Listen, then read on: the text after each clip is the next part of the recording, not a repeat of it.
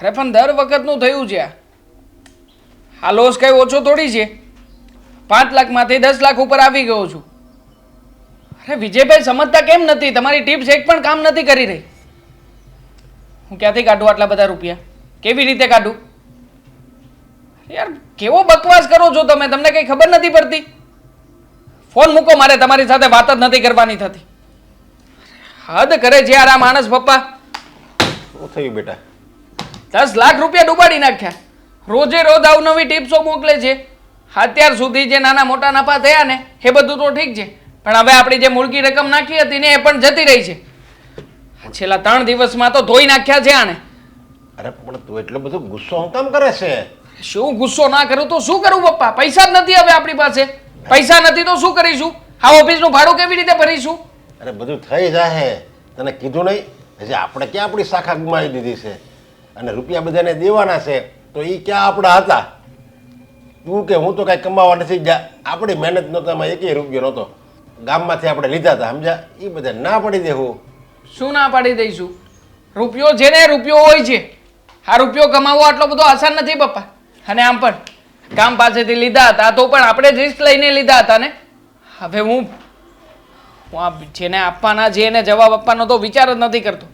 વિચાર તો મને મારા સાસરિયાનો થાય છે. એ લોકોને શું જવાબ આપું?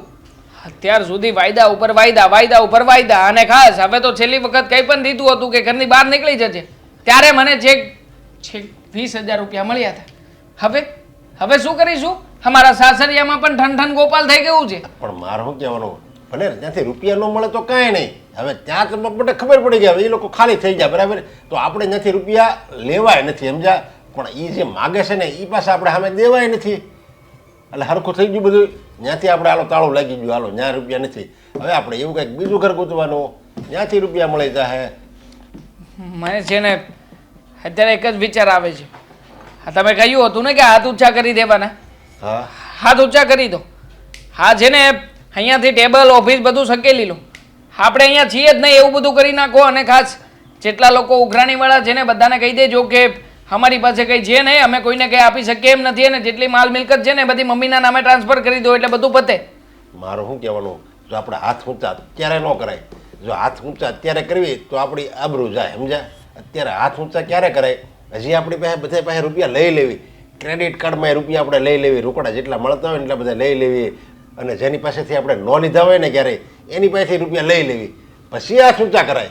તો હું જેની પાસે આપણે રૂપિયા લીધા છે ત્યાં તો આપણી ક્રેડિટ ગઈ છે, પણ અત્યારે નથી લીધા ને એની પાસે અત્યારે હાથ ઊંચા કરવી તો એમ થાય, નથી લીધા ને એને એમ થાય કે આને ન દેવાય. કોઈને ખબર તો નથી. તમે ટોટલ માર્યું છે કેટલા રૂપિયા લઈને રાખ્યા છે આપણે?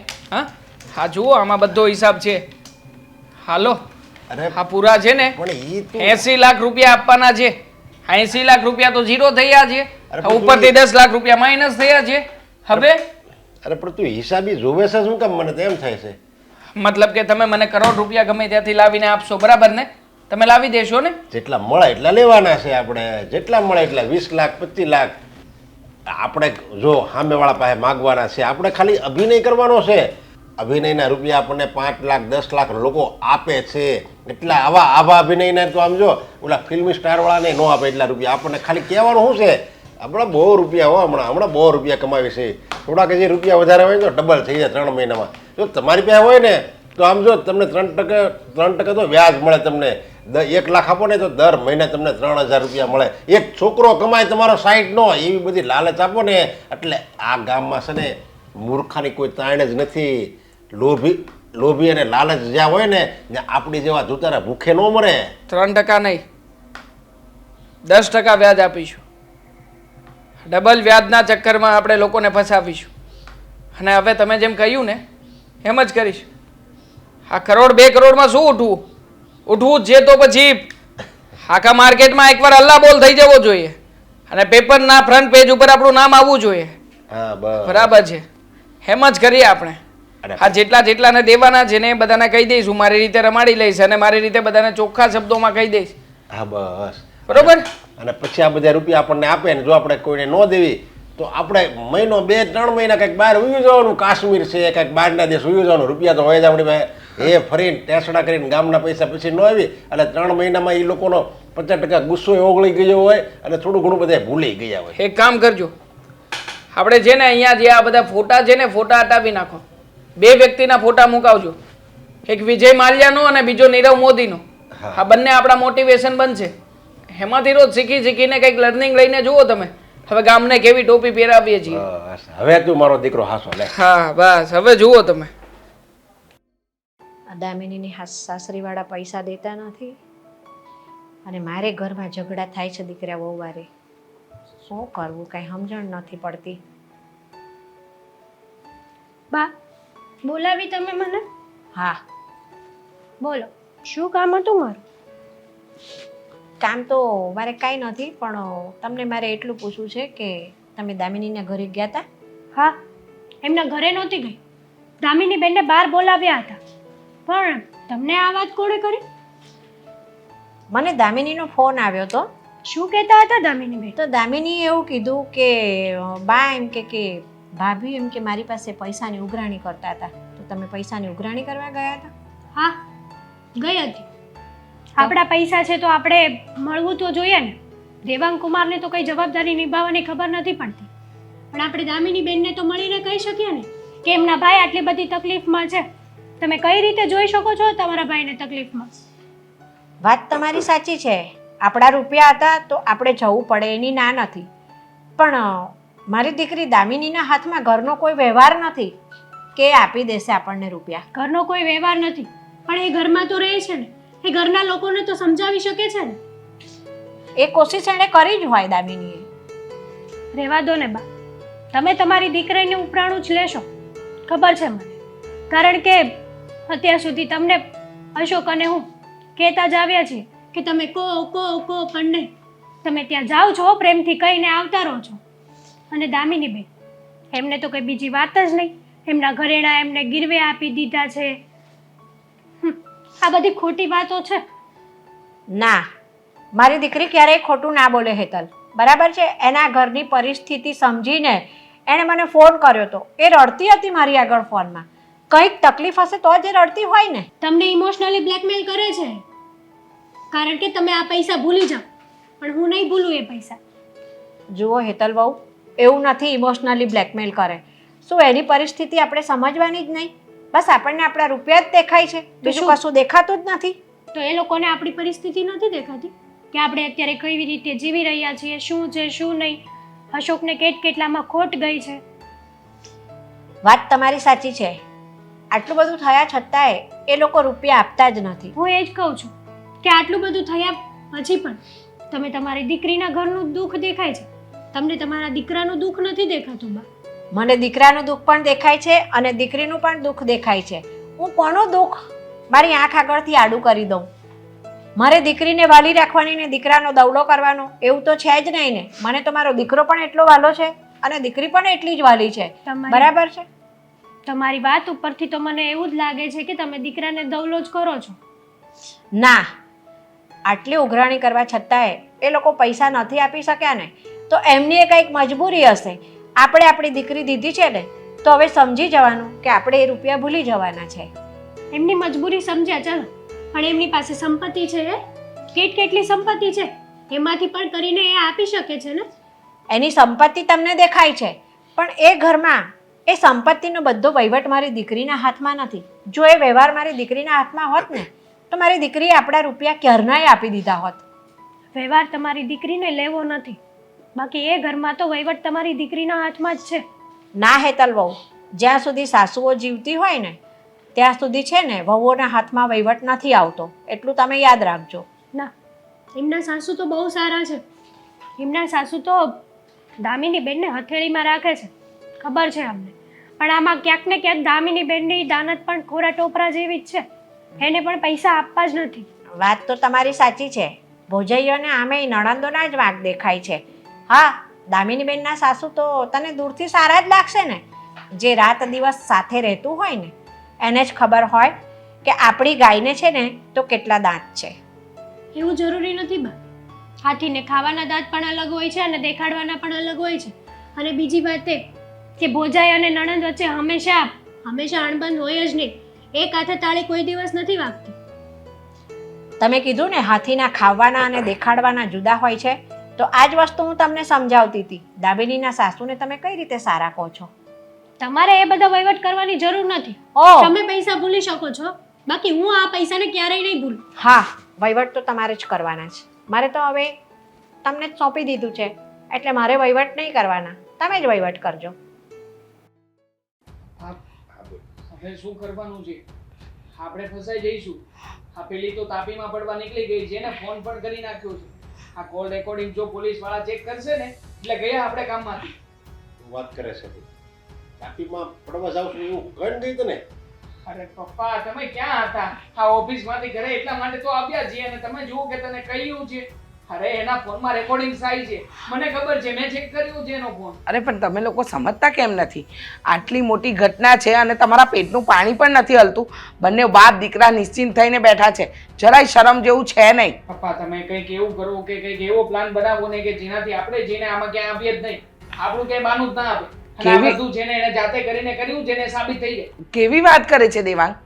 હા, વહુ મરવા જવાની ધમકી આપીને ગઈ છે અને તમે એમ કહો છો કે આપણું નામ ન આવે, એટલે તમે બાપ દીકરો બચવાની કોશિશ કરી રહ્યા છો. હા તો શું કરીએ અમે લોકો? અમે કઈ ખોટું થોડી કર્યું છે?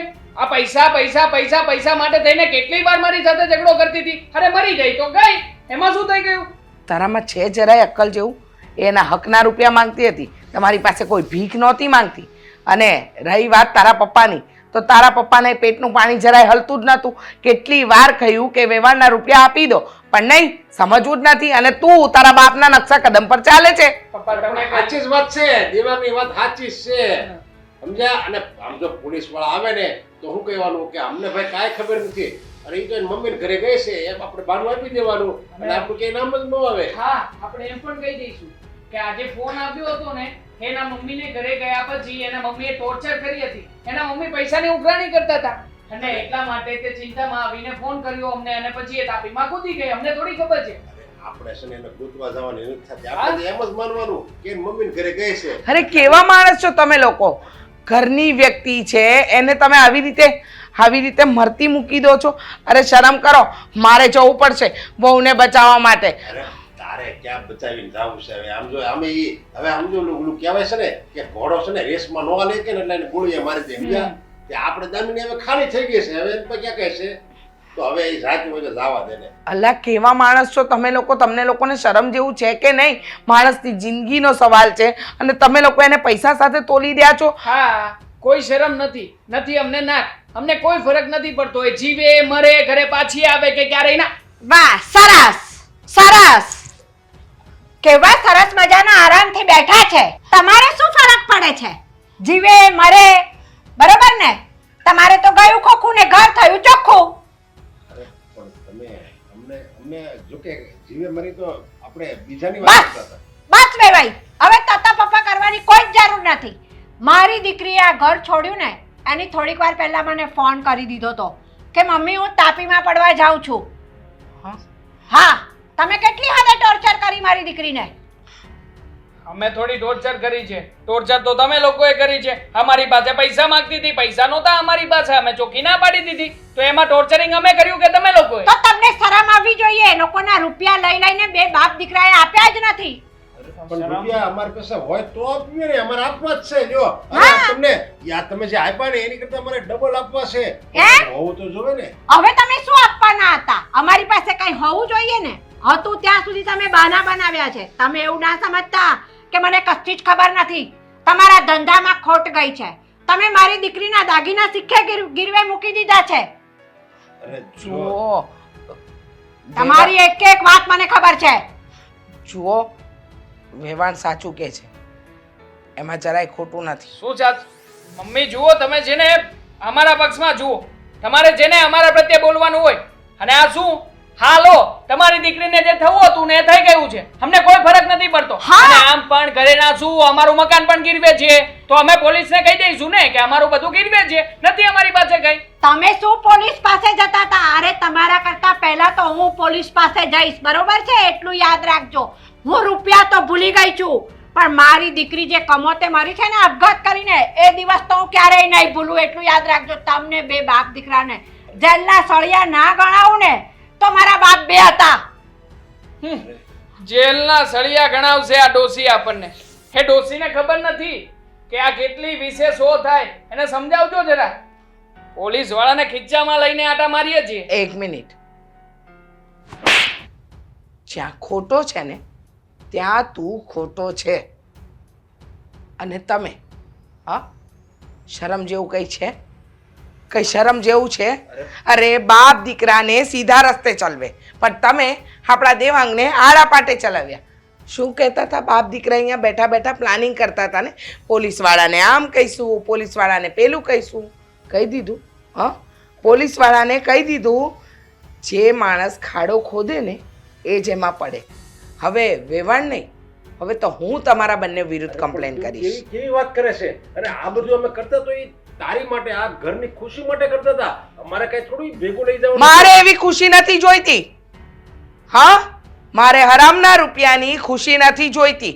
મારે મહેનતના રૂપિયાની ખુશી જોઈએ છે. અને કઈ ખુશીની વાત કરો છો? લગ્ન કરીને આવીને ત્યારથી આજ દી સુધી તમે તમારું જ રાજ ચલાવ્યું છે. અરે અમને તો હા પાણીમાં પડેલા પોરાની જેમ ક્યારેક ખંખેરીને કાઢી મૂક્યા છે. અને તમારા નકશા કદમ પર આ દીકરાને ચલાવ્યું. એટલે હવે એનામાં પણ લાગણી ભાવના જેવી કોઈ વસ્તુ જ નથી રહી. અરે પણ તું તારા સગા દીકરાને અને આ તારા ધણીને પોલીસને હવાલે કરી. હા. તને કઈ શરમ નથી આવતી? શાની શરમ? હા, કઈ વાતની શરમ? ગુનેગારને એના ગુનાની સજા અપાવવી એ જો શરમ ભર્યું કામ હોય ને તો મને શરમ નથી આવતી. સમજી ગયા? મને જરાય શરમ નથી આવતી. તમને બાપ દીકરાને આજે અને હમણાં જ પોલીસને હવાલે કરું છું. જાઓ તો ખરા. હા ભલે ને જતા, ભલે ને જતા. એ પોલીસ સ્ટેશનમાં જઈને પેલા આપણે આ ઘર છોડીને જતા રહીશું, શહેર છોડી દઈશું. અને આમ જુઓ પપ્પા, ઓનલાઈન ટિકિટ મળે છે ને, ઓનલાઈન ટિકિટ કઢાવીને અમેરિકા જતા રહીશું. ત્યાં જઈશું ને, ત્યાં જઈને ડોલરમાં કમાઈશું. આજે અહીંયા રૂપિયા કમાતા હતા ને એ છોડીને ડોલરનો ધંધો કરીશું. અરે પણ એમ અમેરિકા કેમ જાવ? અને તારે જે કરવું હોય ને એ તું જલ્દી કર. મને જે પોલીસની બીક લાગે છે આપને તારી મમ્મી જઈને. કમાલ કરો છો પપ્પા. અત્યાર સુધી તમે મને સમજાવતા હતા ને હવે તમે ભાંગી ગયા છો. હું છું ને તમારી સાથે. થઈ જશે. હા, બધું થઈ જશે. ચાલો નીકળો અહીંયાથી.